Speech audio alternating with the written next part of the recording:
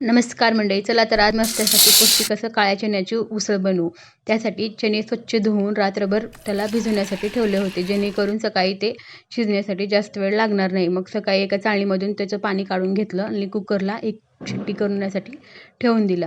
मग कुकरची एक शिट्टी कंप्लीट झाली. नंतर त्याला चाळणीमध्ये काढून घेतलं, त्याचं जेणेकरून त्याचं सगळं पूर्णपणे पाणी बाहेर गेलं पाहिजे.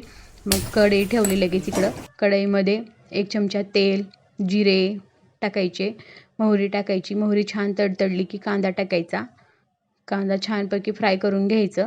कांदा थोडं फ्राय होत आला की चवीनुसार मीठ टाकायचं. तुम्हाला जसं तिखट आवडेल तसं तिखट टाकायचं. काळा मसाला, चाट मसाला टाकला आहे. फ्राय करून घ्यायचं. लगेच काळे चणे टाकायचे.